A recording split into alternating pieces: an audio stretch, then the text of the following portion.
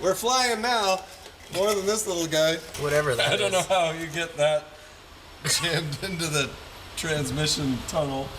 Gypsy, come look at this. What's this? Is this a bird? Here, come here. Up. Come here, check this out. Don't eat that. Don't eat that bird, Gypsy. Don't do it.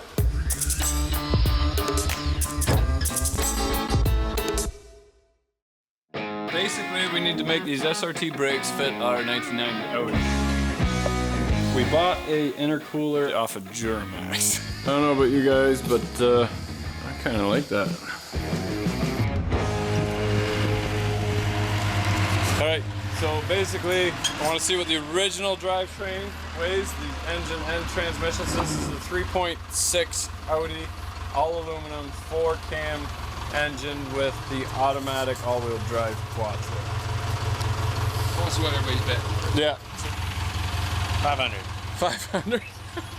I'm guessing 770. It says 770. Yeah. Oh, it's under 670. He said 670? 770. What do you say? I say under 500. Under 500? Well, the skid is under 500. Under I 500. would say 480. All right. I said 500 to begin, but I didn't realize so much aluminum on it. It is all aluminum. Under 500. All right. How much does the skid weigh? Skid's about 30 pounds. Yeah. 486 pounds. What'd you say, Rich? I said 770. What's the skid weigh? 35. Fucking 852. 852. Nice. 852. That is awesome. Motor block is 500 pounds. Yeah, but look at the size of that thing. I know, but it's all aluminum. No, it's not. Wow. Yes, that is awesome. Oh, well. It is all And I aluminum, don't but scrap four camshafts. Like each camshaft is probably 20 pounds, 30 pounds. I don't know. guarantee you the tranny weighs more than the motor. So that engine weighs 475 pounds. Supposedly the engine does, but I had no idea what the tranny That's weighs. what I was talking about. Yeah. Make a fortune off this place. So that's an automatic tranny. Yeah. We're putting a 6-speed manual in it that weighs 150 pounds. Yeah. And we're putting an all aluminum 4.8 in it, which weighs 415. Yeah. So we're losing about 200 pounds. All right, we got some goodies. Finally, we got our R2S transmission, or it could be 2RS. I'm gonna mix them and the turbos up constantly because one's 2RS, one's R2S. This was built by Advanced Automotion by Scott, who is from Texas. So we got affected by the hurricane a little bit too, because this was finished 6-8 weeks ago. But got shipped out right before the hurricane hit, and got mixed up in transit and got sent to Florida right before Irma hit. So we didn't even know if we were gonna get our transmission because we had the tracking number from a bunch of hubs that ended up in Buffalo, and so we didn't even know what the tracking number for this was. There was nobody in the offices in Florida. Anyway, we got our transmission. Luckily, Scott and his shop are okay, but he didn't have a chance to send us the pedals and the shift linkage before the hurricane hit. He said there was branches and stuff falling down on him and the car is buried out back. For now, we just want to figure out how we are going to attach this bell housing to our LS engine. And short answer is I always planned on just milling the whole front 2-3 inches off. We can probably go right up to about here, and then welding the GM bell housing on it. And as crazy as that sounds, it's never been done before, so we'll see how we make out with that. Basically, I just stare at it for a day or 2 or 3, and then at 11 o'clock at night, I sit up and go, oh, that's how I'm going to do it. So I'm going to ruin Jerry's day tomorrow at GVL Machining by telling him what I want him to do and see if he's got any input on how we should do that. It needs to hold 800 foot-pounds, which is going to be brought to the transmission by our twin disc McLeod clutch. So we got this from Jegs, and twin disc. I don't know if we'll be using these discs. We met a guy at the Roadkill Zip Ties who's actually from Austria, and he's got a speed shop in Austria. He said he can make us the clutch plates to any size, so he'll make us the proper spline clutch disc that fits our input shaft and make it to any diameter we want and thickness we want that will work with our McLeod clutch. I did that because this clutch is bigger than the Audi. Obviously the bell housing is bigger. It came with the flywheel, which is nice. I thought it was aluminum, but this feels like steel to me. It doesn't really matter. Objects in motion tend to stay in motion, but the lighter it is, the easier it is to quickly spin it up. So we'll see how that works. We're going for weight as well, but it was a good package deal, so we went with that. That was the most cost effective, that we can still stay somewhat within our budget. We also got all of our bearings and seals for our torsion differential, which is laying over there. And we got brand new tie rod ends and upper control arms for the back and lower control arms for the front. So I think that's the last of our suspension stuff. We can basically, we'll show you guys how to put the Bennett coilovers on while we put these on, and Loctite and bolt everything in place. Got nice tight ball joints. We're good to go to hit the track. As soon as that's done and we have our engine mated and in there, we'll take it, we'll get the car weighed and then bring it to the alignment shop and they'll set it up. So for now, we are going to do a little bit more ductwork in the back. I'll show you guys how to do that while I scratch my head what I'm actually going to do with this stuff. So here we go. So originally I thought about running the Lexan right up to this window and then either opening this up and putting the air filters for the turbos through the window. And then I thought, well, then we got to fill this whole section in, but we might get a roll bar coming down the side here too yet. I don't know. And then I thought, well, we want all the air to hit the intercooler and the rad. I'm going to put another cooler, long skinny cooler for the diff right at the top. And then I thought, rather than the air filters sticking out the side here like that, maybe I can just put them through the Lexan on the front here. But then I'm thinking, if it rains, can't have the air filters filling up with water or sucking all that water in. So then I thought, well, how about if I make a housing like this and then stick that through the side of it and then riveting it to here and then making my Lexan go from here. We'll fold up another lip to come down here, and then that will bring all the air to the side here. I think if it rains, most of the water is going to hit the back and it's going to collect on the Lexan, and hopefully it'll just be air coming in. But I think we greatly reduce the risk of pulling in the water if we have them mounted on the side. I think I'm okay with that. So I think we'll do that. That still leaves room for a roll bar if we want to kind of come in the back. We don't have a pile of room, but we have a little bit to work with. We can always modify it a little bit. And then the hose just comes here, and then we'll probably mount the turbos something like this, where the exhaust we can clock these. So I can clock this to come forward more, so we'll come up underneath the floor in a straight line, and then we'll be able to go right out through here and come out above the diff and to a muffler on the back, and then right out the back. Wastegate will be at the front somewhere, but I think that will work very nicely. The other turbo we can actually clock so it's upside down, so it's exactly symmetrical and still have the air coming up from the bottom. And then the exhaust coming right, we'll drill a hole right here, and then we'll probably have to just close that in with a box just because we can't have exhaust in the cabin. So it's kind of coming together. I gotta mirror image this on that side, and then we can start putting our Lexan in. Now there was some comments about the Lexan blowing off. We will put another brace here at the top, maybe two. But we're going to take everything off again, and we'll glue everything with some PL construction glue. I've had really good luck with that.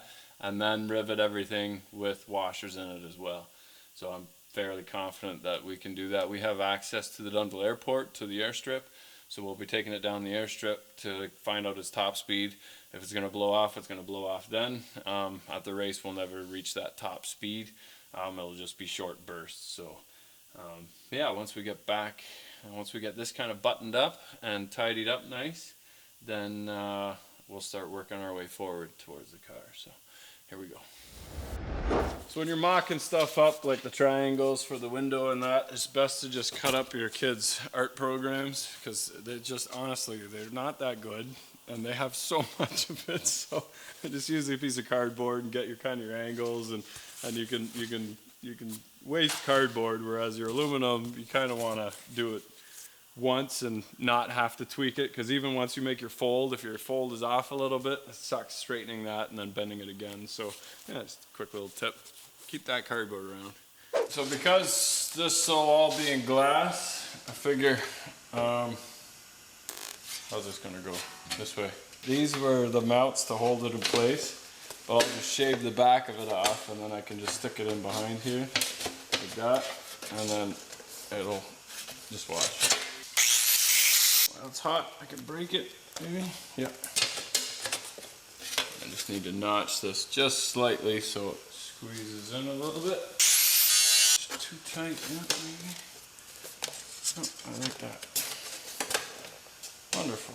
Of course, we got new air filters, but more than likely we'll run without the filters during the race. Hopefully we don't suck a bird in, but as we're going down the road to the next track, we'll throw the filters back in again. And it's as simple as it's a little bracket or something there. And pull that out, pull the filter out, pop it right back in again. Ish, something like that. So we got our scavenge pumps, which scared me for a little bit because it says fuel pump, but that's because the Chinese don't know how to translate very well. I looked it up again, and it is an oil pump. So we'll have one of each of these pumps to scavenge the oil from the turbos back to the engine. I think reading up online and talking to some guys who have rear-mounted turbos, they said there's no issue with running from the engine pump. So we're going to get a high-volume pump from the LS, and then it monitors I can keep a better eye on the oil pressure and the temperature, oil temperature as well. Then we got to get rid of the sunroof yet. That's quite the unit, so we should be able to save another 100 pounds or so hopefully there.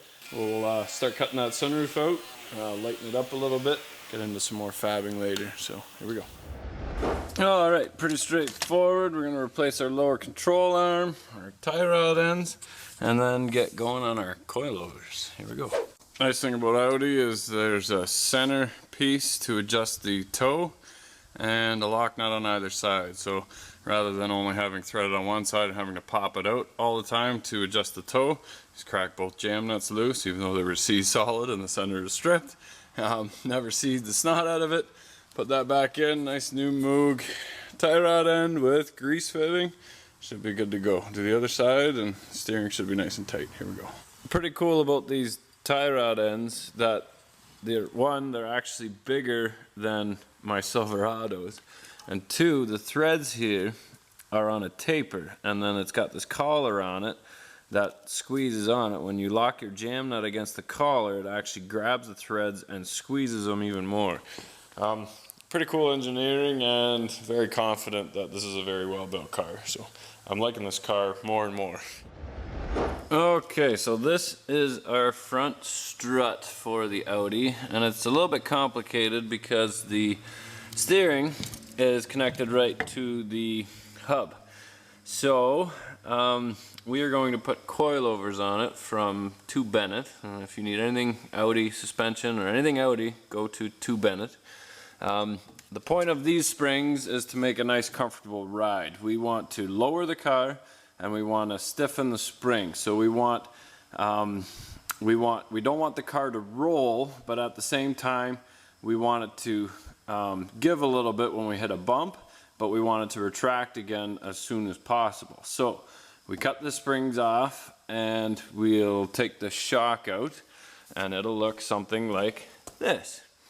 So I feel like we're in a cooking show because Now that you've got your strut like this, you've got our shock out of the tube here. Just take the cap off. What we got to do is cut this weld off right here. So this weld is the only weld that attaches the mounting plate for the spring to the actual tube here.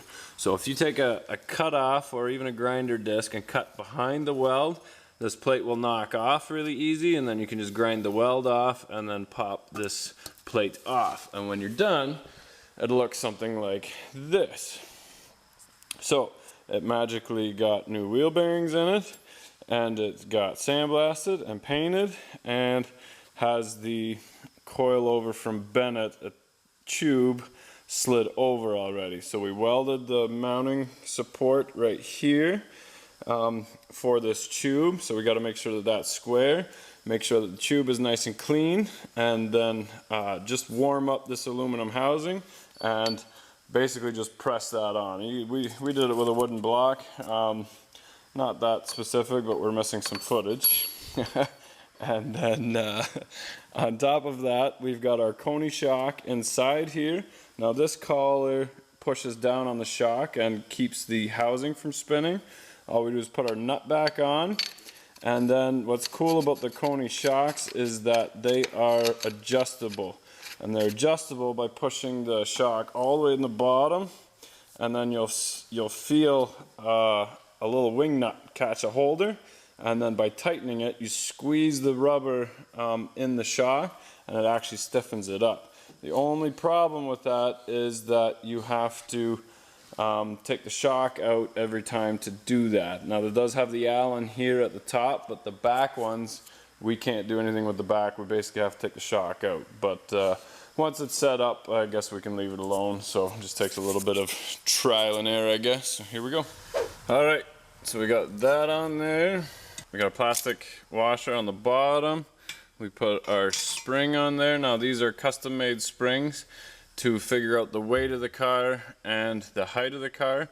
And Bennett makes their own springs, and they can change the height every ½ inch and the PSI rating of the spring every 25 pounds. So if they said if it's not the right spring, they'll just make us another spring, and we'll set it up from there. Then we've got this little plate to center the spring. We've got a little washer that goes at the bottom. Then we have a roller bearing, which I'm going to grease, and then a copper washer that goes up against our cam plate at the top here. So this allows the top of the strut to move in and out. And actually you can change your caster a certain amount too by turning this and actually pointing it forward. So that's going to be handy for the alignment shop who is going to set up the car before we even take it anywhere, and to make sure we don't destroy those nice Michelin tires before we even get to the track. So we'll button everything up. I'm taking every bolt out, Loctiting it. Every nut is going to be a lock nut with Loctite on it. And then the ones that aren't adjustable, and then we're going from there. Here we go. So the wheel bearings are kind of a unique thing, just like everybody else, everything else. It's actually a two-piece bearing. See the seam there? So the inside here spins on its own rollers on the back. What happened was I just pressed in the hub right into the bearing without supporting the back bearing on the inside diameter, and blew the bearing apart.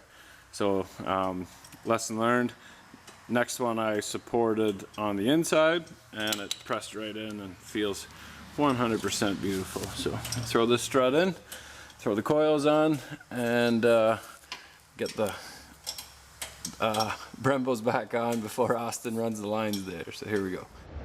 So we worked late last night, and it was just boring stuff. It was running all new brake lines. We got the last of the suspension parts on, upper tie rod end. You really don't need to see me do that. But this morning, I just kind of put the turbos in place, and I gotta. Of course, everything's mocked up. The turbos aren't clocked, but man, I just can't stop looking at it because that looks pretty friggin' awesome.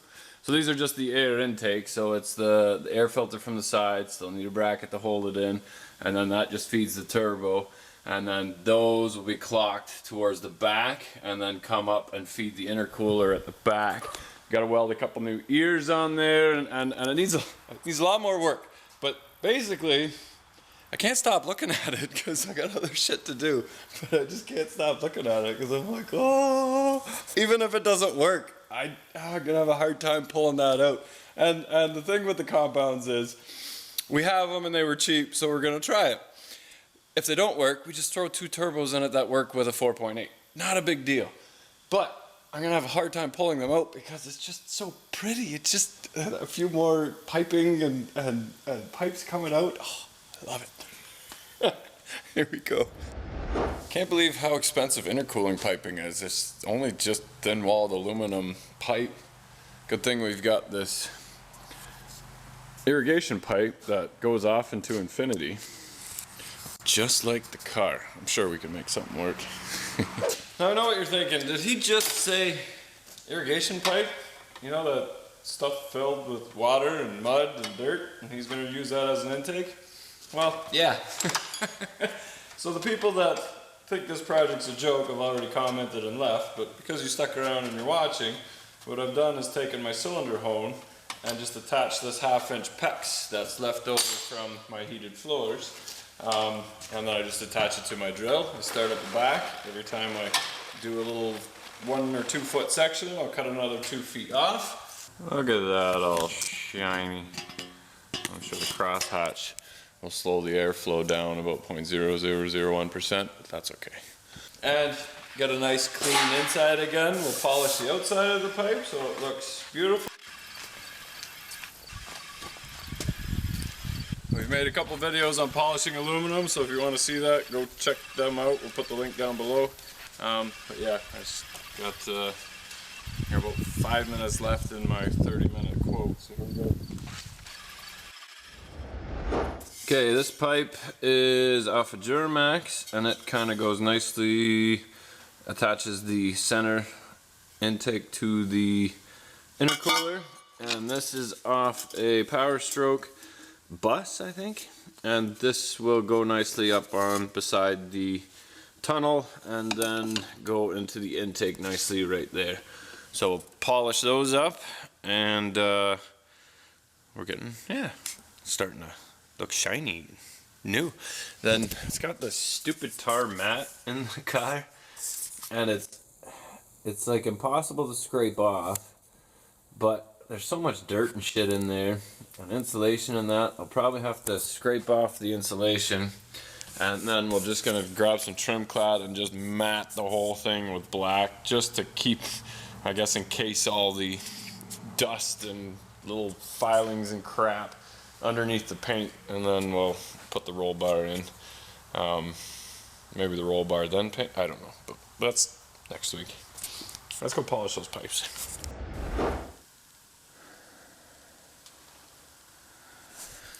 Well, other than it looking like a giant penis. Yep. Now these boots are only here so I can clock it, so I can turn it. They are cut nice and tight, and we will be welding each one of these so I can still get the pipe out of the car. Probably have one boot here, but these will all be welded, and then same with at the back here. This one and this one will probably be welded, and then it's just a boot to the intake, but I'm really happy with that. So here we go. Alright, so for the rear struts, the 2 Bennetts went on super easy. You basically just get a whole new part other than putting our top plate on there from the old one. The upper control arm is just like a tie rod, more or less, and just crack the nuts loose. We can adjust our camber as well, which will be handy for the road course, and then we can adjust it later for the drag race. The alignment shop will give us some settings to start off with, and then we need to get it to the track so we can actually try it out. We've got some junk tires here that we can destroy before we get our nice Michelins, but we're Rob, get us our Michelin soon so we can start getting the car set up. Because we're almost there. Because look, we're setting us up to have a lot of issues when we're actually using the car, because we're basically rebuilding the whole car. Trying some new stuff like the air dam on the back to grab the air in. That was for a couple of reasons. One, there was no more room in the front of the engine. The LS is actually 7 inches longer than the original Audi engine, and there's simply no room unless we put some goofy thing sticking out of the bumper for the intercooler and the rad. I can't move the transmission back because the front axle comes out of the bell housing. We wanted the Quattro for the all-wheel drive, and I didn't mind moving everything to the back here. One, it brings a lot of the weight to the back, and yes, this is a big parasitic loss. It's going to catch a lot of wind, and it is going to slow us down. I'm going to try and push it down so it pushes on the back axle and kind of keeps the traction at the back, while still, because that entire engine's hanging out in front of the front axle, I'm thinking that it'll corner better if we go faster rather than slower. Now, this race, I think the number one issue that I'm seeing in my head across all the different cars is heat and getting rid of it. We've got a lot of horsepower going. Some of these guys are making 7,000, 8,000 horsepower, but horsepower is heat, sorry. So the more horsepower you get, it has to be consumed somehow. It creates heat. Heat is a byproduct. So you got to get rid of that heat. Now, I'm fairly confident that this scoop will work. If it doesn't catch enough air, we can always redo the sides here and open up the sides here and catch more air on this side. But I'm fairly confident that with the extra fluids that we're going to have in the pipes and in the rad, that we'll be able to manage our 700-800 horse no problem.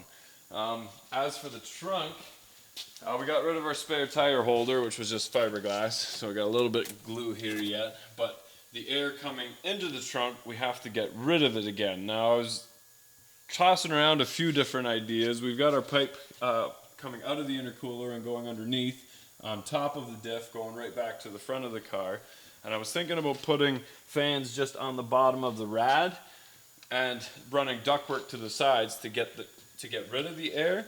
But I think if the trunk is sealed, I don't know if you guys got any opinions on this or not, but if the trunk is completely sealed, that if I just put one fan on the side here and one fan on the other side like this, and make a hole on the bottom here, we've got louvers here too, but just put a spot for the air to escape at the bottom of the fenders, I think we should be able to expel enough air coming out. So we might even try that. Just put a couple quick fans in there, something from the Wreckers that fits nicely in that slot, and then we'll just turn them on and see if we can feel air being pulled inside once we have that ductwork on the inside. So I think it's more about actually finishing the race and not destroying your car. I think we're going to see a lot of breakdowns. So far, we've seen a lot of cars going down the quarter mile and the half mile. Not a whole lot of beating on these cars for 20 whole minutes and seeing if they actually last, and then driving to the next track and doing it again. So this right now is just a mock-up. The turbos are not clocked, and that is because we have been talking with the Denma. Matt Happel we're trying to figure out a date where we can get together and bring the 4.8 down to Pennsylvania, throw it on a dyno, get our tune for the car, and then also see how much fuel and air we can throw at this little 4.8 and seeing when it actually blows up. So we've got an engine shop in mind. We'll be releasing that soon as we can find out the date, and that's set in stone. Hopefully it'll be happening in the next couple of weeks. Matt's a super busy guy. We're a super busy crew, so it's hard lining everything up, but we're going to try hard to make that happen. The reason we want to do that is, one, to make sure that those turbos actually work. Again, there's not much info on it as to compressor maps and whatever. Are they a good fit for the 2.4 liters they're doing on a side, the RPMs that they'll be running? If it works, we'll run the ductwork over to as we are. If it doesn't work, we'll just throw two normal, I don't know, single turbos on it that we know will work with a 4.8. They're going in the back seat, so the plumbing itself isn't going to be a whole lot different, but I'm not going to spend all the time lining up the turbos and everything else just for that reason. So go on Sloppy Mechanics Facebook page and kind of blow it up and get some attention going to it. That we are going. Hot Rod Magazine made that article, but it's just an article. Anybody can type stuff. And they just had a little Facebook thing. Hey, we got 1,400 horsepower out of a 6-liter. That's great, but all it did was show the 6-liter blowing up. It didn't show any paperwork or anything to justify it. So we want to make a nice video and have some fun with a whole day on the dyno and see what a 4.8 will actually be able to do. So yeah, other than that, I think that's it for now. The machine shop has the clutch and the transmission. He's making us a new hub for the center of the clutch disc, so 2 of them that have the spline for the input shaft of the Audi. And I think I got the bell housing figured out, but that's another video. We'll be getting into the compound turbos in another video as well, explaining how they work, and we'll be getting into the differential at the back. It's a pretty unique diff that we're gonna just put new bearings and seals in it. We open it up and everything looks good inside there. I got a few more bushings to pour for a support that goes on the back, and then yeah, we're coming along really nice. So what I think we are going to go with a higher volume oil pump to feed the turbos, only because I've been reading enough that there doesn't seem to be any issues with running the lines to the back. Think of it, all it is another bearing journal, so it would be the same as like a V10 rather than the V8 that's in there as to how much oil it's got to supply. Just got to make sure that the oil doesn't run out of the feed line because it's sloped wrong, so that the line is empty every time you start it up. There's no oil feeding it. I got 2 scavenge pumps for the turbos, 1 for each turbo, bringing it back to the front. And we also have a pump for the rear diff. We're going to cool the rear diff, and then the oil getting scavenged from the turbos going back to the front. We're going to put 2 coolers on the front as well, 1 for each of them. And then the cool thing is the original Audi, it didn't have it on this one, but on a parts car, these little slots right here are actually air pickups. So these little slots right here are actually air pickups that have a tube going right to the brakes. So our brakes are cooled, our engine oil is going to have a cooler, our diff is going to have a cooler. The transmission, Scott said that we didn't need a cooler for, so I'm going to trust him on that. And one other thing we did run into, talking with Scott, because of the hurricane, his parts car that we were going to get the pedals for, the shifter linkage and the pedals, is buried in mud because of the flood.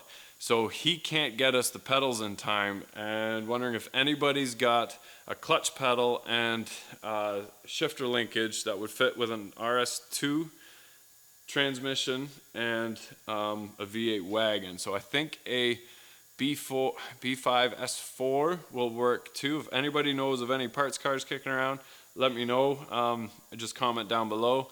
Otherwise, I think there's some in the neighborhood I've seen driving around. Might have to swing in and see if anybody's got anything.